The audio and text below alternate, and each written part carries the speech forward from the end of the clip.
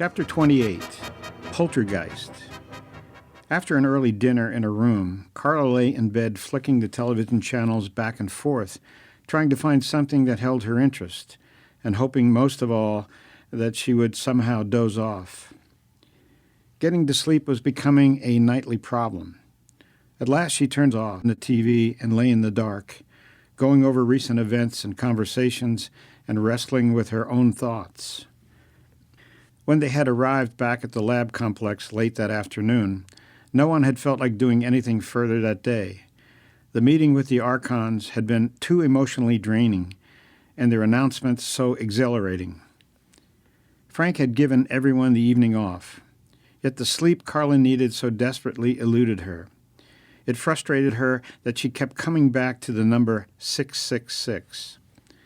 As much as she tried to deny it, the fact that the Archons had chosen to identify themselves and their plan with the symbol of the Antichrist was troubling. Everything Del Sasso had said, and to which she had so cleverly contributed, made sense. It was logical, even brilliant, as they had all agreed. Yet that very fact worried her as well. It was almost too ingenious. And in spite of its brilliance, it lacked one essential element, any means of proving that it, rather than the opposing Christian view, was true. Selling this to the world would not be easy, and that was her job. The most troubling thought seemed childishly simple. The setting up of a new world order associated with 666 was an undeniable fulfillment of Bible prophecies concerning the Antichrist. Del Sasso's insights, though very cunning, were simply an attempt to deny the obvious facts. No matter how one tried to explain it away, the fact remained that the Bible predicted that the coming Antichrist would set up his kingdom using, in some way, the number 666, and that was exactly what the Archons were proposing to do. Carla had told herself for years that she didn't believe the Bible, yet it still made her exceedingly uncomfortable to see herself participating in events that seemed so much like what the Bible predicted, events that established an Antichrist kingdom and would therefore incur the wrath of God upon those involved in them. It was particularly devastating that Del Sasso, in spite of his devious explanations, even admitted that the plan was clearly an Antichrist plot, and the man he said would head it up, was he referring to himself? How could she communicate the facts to the world without arousing suspicion, opposition, and even panic? That this was her personal responsibility as a journalist had begun to haunt her. It had all seemed crystal clear that afternoon when she agreed so wholeheartedly with Del Sasso, but now she wasn't so sure. The plan was something that she desperately wanted to believe. It offered hope for a world on the brink of disaster, and it made a lot of sense. But was she really convinced that it would all work out exactly as the Archons promised? Try as she might to give an unequivocal yes to that question, there was a nagging doubt that plagued her. And that fact was very unsettling. Del Sasso had said that the Archons were watching her day and night. Could they also read her mind? Were they, then, displeased with her? And did they consider doubt normal for human beings? The Archons, every time she closed her eyes, she could see that UFO coming directly toward her, then passing incomprehensibly through the side of the building over her head. Frank had said it wasn't a physical object, but it had certainly looked physical. No physical object could fly through walls, or could it? Relativity, uncertainty, black holes, antimatter. Who could keep up with what might be possible? And who was really qualified to make dogmatic assertions that something was impossible? If the Archons themselves were not physical, however, then whatever it was they flew around in wouldn't need to be physical either. Did they really need these vehicles to transport themselves? Or did UFOs serve some other deceptive purpose? Carla had never believed in UFOs. The very term unidentified flying object had seemed like a cop-out. Now she'd seen one for herself at close range, and it was still unidentified. and the beings that came out of it to talk with Leighton, Del Sasso, and Morris. Why did they look so reptilian? Granted that they had evolved beyond bodily existence, but if they were going to materialize temporary bodies so that they could be seen by humans, why did they choose to take a form that seemed to be not only repulsive, but demonic? She shuddered at the thought. Was this what Ken had warned her about, and for which she had ridiculed him? Had he, in fact, been right all along? No, she could never admit that her father, instead of having been destroyed by Christianity, was actually an evil man who had perverted the truth. Sleep had come at last, when suddenly Carla was jolted to transfixed wakefulness. The bed was shaking, but this was no earthquake. The whole building wasn't moving. Just the bed. Then it stopped. The drapes were open, and in the dim light coming through the window from the street below, she saw what appeared to be a shadowy figure glide quickly around the corner into the bathroom. She froze in terror, a scream coming soundlessly from her paralyzed lips.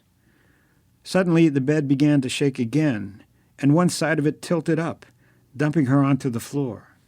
Lights! Turn on some lights! Staggering to her feet, she switched on the bed lamp.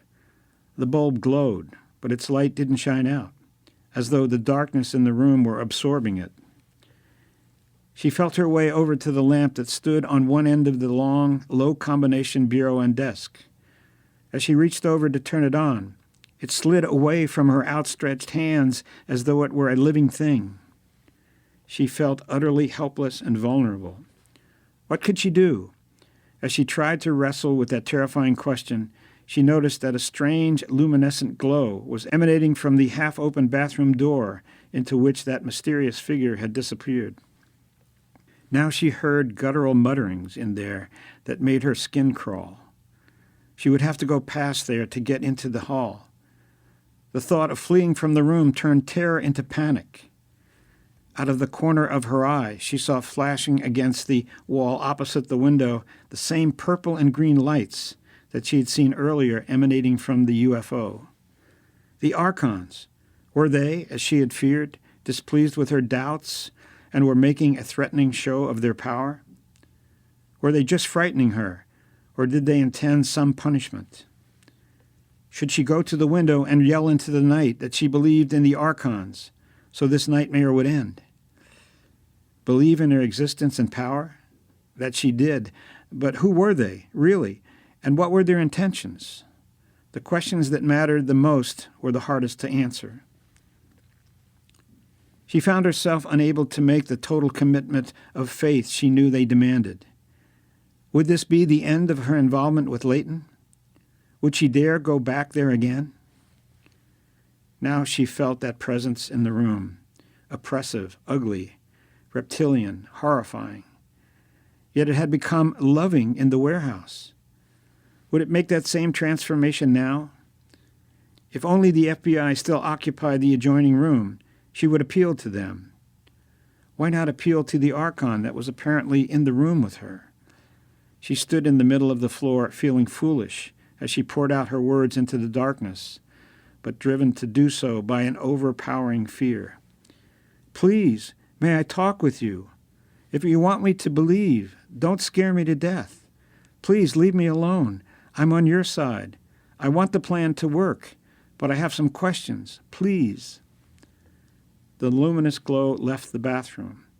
The guttural grumbling stopped, and the light from the lamp she had turned on illuminated the room. With an audible sigh of relief, Carla sank down onto the bed and began to cry. They had heard her and had left. She was grateful. But the very thought of going back to bed seemed insane. Even if they had gone, there was no way she would stay in this room. She picked up the phone to dial the desk to see if another room was available, at least for the rest of the night. Instead of a dial tone, however, she heard coming out of the instrument into her ear that guttural voice that had been earlier muttering in the bathroom. No one defies the nine. No one defies the nine. It was like a broken record, and utterly terrifying. Instantly, she dropped the receiver and stumbled over to the bureau. Her suitcase was sitting on top of it. In a frenzy, she took some of her things from a drawer and threw them into the suitcase, sobbing over and over as she did so. "I'm not defying you. I'm not defying you." When she had finished dressing, it occurred to her that the manifestations had stopped. That gave her fresh hope and courage. Cautiously, she went to the bathroom, reached in through the half-open door, and flipped the light switch. The light came on. Everything seemed to be normal again. Carla stepped 1 foot inside the bathroom and grabbed her toiletry case containing her toothbrush, comb, and other similar items. As she straightened up to step back out, she looked into the mirror. Instead of her own reflection, there was a close-up image of one of the Archons, just as she had seen them in the Pyramid of Light. It was staring at her with unblinking, hooded, reptilian eyes. With a shriek, she jumped back and slammed the bathroom door behind her. A large picture on the wall next to the bed crashed to the floor and splintered into pieces. The sound of shattering glass resurrected a horrible memory. She could see Chernoff being cut in half again, and the bloodied glass desk top exploding against the wall. That horrifying vision pushed her over the brink. With uncontrollable sobs gushing from a throat now tightened in panic, Carla managed somehow to put the case from the bathroom into the suitcase and close it. Shuddering in terror as she hurried past the bathroom door with the suitcase clutched tightly, she fled into the hallway. All that day, Ken had felt an insistent burden for Carla and an overwhelming sense of danger on her behalf. He had left his office shortly after lunch to come home and had spent the afternoon and evening in his bedroom in earnest prayer. He had cried out to God to rescue her from the seductive influence of Del Sasso, to protect her from evil and the destruction that he knew the plan would lead to for those involved in it, and to do whatever was necessary to open Carla's eyes to the true identity of the Archons. The burden had finally lifted about 9 o'clock, and he was confident that his prayers had been heard and would be answered. He had gone to his study to do some computer work that had to be ready the following day. Having finished the task, he was reading his Bible before going to bed when the doorbell rang. The bell continued to ring frantically as he hurried to the front door, concerned that the sound would awaken his mother. Who could it be at this time of night? The recent violent events had caused him to become cautious. Before opening the door, he called out, "Who is it?" "It's Carla, please." Praise God. He opened the door, and there she stood, hair disheveled, eyes swollen from crying, panic and terror written all over her face, and holding tightly to a suitcase from which several items of clothing protruded. Ken took the bag, and with an arm around Carla, drew her quickly inside. She clung to him, sobbing. "Something's after me. I almost didn't get here. The car was fighting me like it was alive." For one reeling moment, Ken relived his own experience with a car that had driven him over a cliff. "I know what you mean. You did the right thing coming here," he assured her as he led her into the living room. She sank down on the sofa and fought back the tears. He sat beside her. "Can you tell me what happened?" "All hell broke loose in my hotel room." The words poured out in a flood of tears. The bed was shaking, pictures were coming off the wall, voices, a horrible presence. It was terrifying. I can't talk about it. Ken put an arm gently around her. Its protective pressure released more pent-up sobs. "I'm sorry," she said when she had recovered somewhat. "You know this isn't like me." She straightened up and smoothed her hair and wiped her eyes. "I'm going to be okay. You offered to take me in. Is that still open?" "For as long as you want." "Ken, this is so good of you. It's just until I can recover my wits. I feel like a fool, blubbering like a baby." "Carla, what happened?" Mrs. Inman had come into that living room and hurried to put an arm around Carla as well. "Demonic manifestations in her hotel room. Horrible," said Ken softly. "She can't talk about it." "You poor dear, let me show you to your room," said Mrs. Inman, taking Carla by the hand. "Ken, you bring the suitcase." They walked down the hall together to the far end of the house, where Ken's mother opened the door to a spacious suite. "The bed's made up," she said, leading Carla inside. "The bath's through that door. I'll get some towels. The other door goes to a study. This end of the house is all yours." Mrs. Inman hurried to pull some towels and an extra blanket out of a linen closet just outside in the hall and put them on the bed.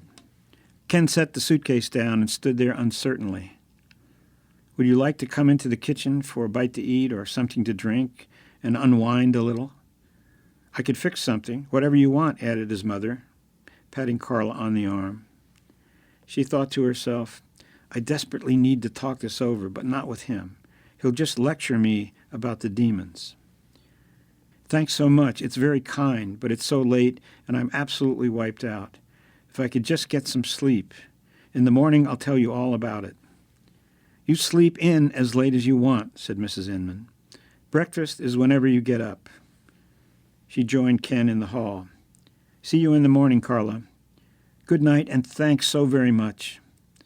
It didn't take Carla long to get into her nightgown.